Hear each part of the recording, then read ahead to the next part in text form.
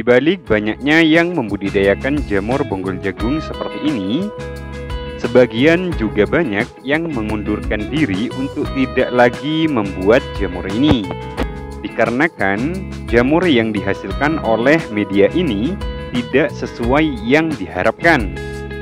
Nah, di sini di video kali ini saya akan memberikan gambaran untuk teman-teman semua bagaimana media ini mampu memproduksi jamur seberapa banyak. Jadi di sini nanti teman-teman punya pertimbangan dan juga punya perbandingan. Nah, jika yang saya sharing ini nanti sesuai dengan yang teman-teman alami, maka sesungguhnya teman-teman sudah bisa dikatakan berhasil dalam membudidayakan jamur bonggol jagung seperti ini.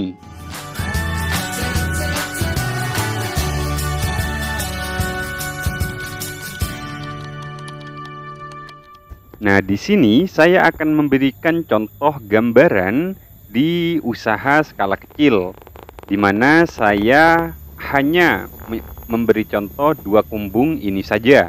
Sebab untuk saat ini saya tidak bisa memproduksi banyak dikarenakan semua kumbung yang ada sudah saya renovasi. Jadi ini pembongkaran total.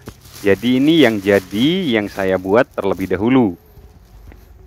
Jadi di sini contohnya saya buat di skala kecil.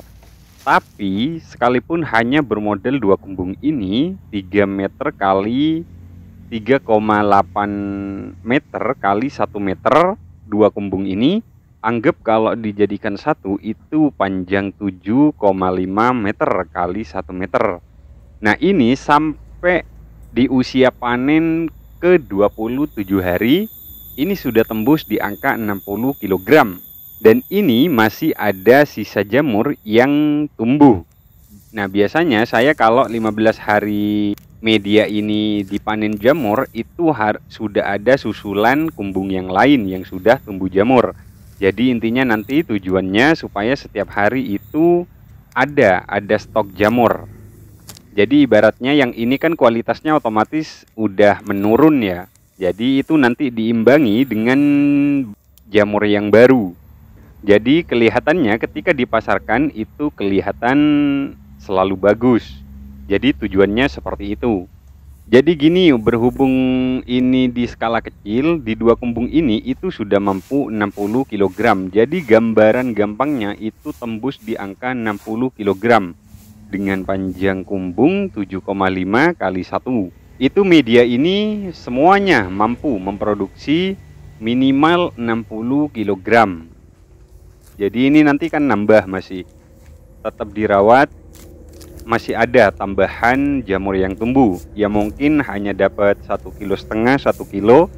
Itu kan kalau ada tambahan jamur di kumbung lain itu kan nanti bisa jadi campuran.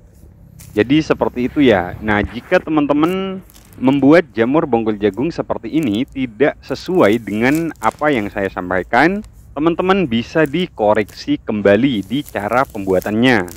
Nah, untuk teman-teman yang baru ngerti channel Jadi Bos ini, jika ingin mengikuti metode pembelajaran yang dari kami, itu teman-teman harus benar-benar detail ya, memahami tahap demi tahapannya. Jadi di sini di channel ini semuanya sudah ada di Beranda Channel, teman-teman tinggal cari.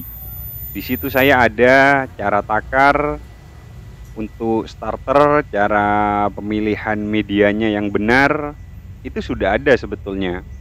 Mungkin teman-teman ada yang belum tahu atau langsung bertanya kan seperti itu.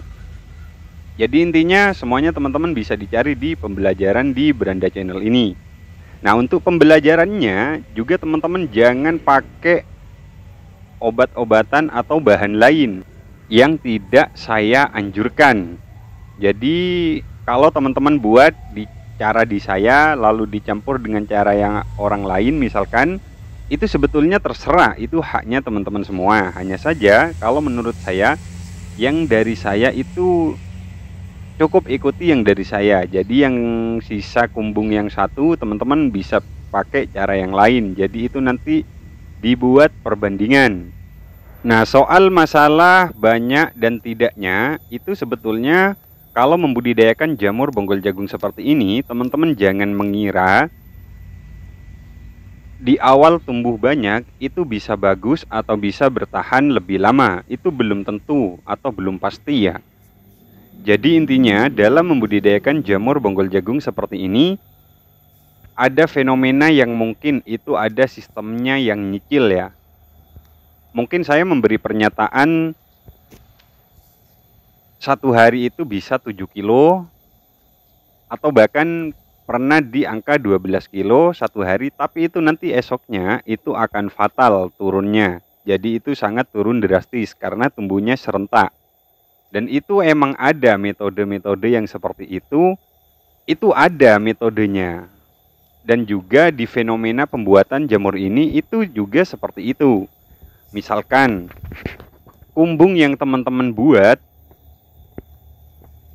media yang busuk lebih awal, itu kebanyakan pasti bagus pertumbuhannya. Hanya saja itu tidak mampu bertahan lebih lama. Makanya nggak heran jika ada yang 7 hari itu langsung habis ketika panen. Ya faktornya seperti itu, karena media itu sudah busuk lebih awal. Jadi tidak bisa panen jangka panjang. Sedangkan jika tidak sesuai atau pembusukannya itu terlambat, itu juga tidak bagus. Tidak bagusnya nanti pertumbuhannya malah jarang-jarang dan sedikit, nggak ada peningkatan. Jadi intinya itu harus di jalan tengah, jadi nggak becek, nggak juga terlalu kering. Nah di situ teman-teman harus diperhatikan ya. Setiap kali membuat kan pasti menemukan fenomena yang seperti itu. Jadi itu harus diperbaiki. Nah masalah saya tidak mendetail, misalkan ya, solusinya biar tidak seperti itu bagaimana. Ya saya nggak bisa langsung secara detail seperti itu, karena di setiap daerah itu punya hasil yang beda-beda ya. Kadang kalau contoh air 1 liter itu kalau di daerah saya misalkan nanti dicontohkan di daerahnya teman-teman semua itu bisa tidak sesuai. Ada yang harus di bawah 1 liter, ada yang harus lebih dari 1 liter. Nah di situ intinya teman-teman yang harus memahami kondisi yang sesuai di daerah teman-teman. Jadi kurang lebihnya sharing kali ini seperti itu ya, yang pada intinya jikapun teman-teman membuat jamur ini tidak bagus sekalipun, itu setidaknya sampai hasil awal panen sampai dengan 30 hari paling enggak, bahkan lebih ya. Ini saya contoh 30 hari, itu setidaknya mampu menembus di angka 40 kg dengan modal 7,5 kali 1 meter seperti ini. Itu sudah bagus, itu udah sesuai. Teman-teman tinggal kalkulasi dengan cara penjualan jamur di daerah teman-teman semua. Jadi seperti itu ya untuk gambarannya. Teman-teman jangan berkecil hati, tetap berusaha semaksimal mungkin. Semoga dengan pembelajaran yang konsisten, teman-teman akan menemukan solusi dari permasalahan yang teman-teman alami. Semoga secepatnya bisa teratasi. Jadi saya pikir sedemikian untuk sharing kali ini. Semoga video ini bermanfaat untuk teman-teman semua. Salam dari saya. Assalamualaikum warahmatullahi wabarakatuh.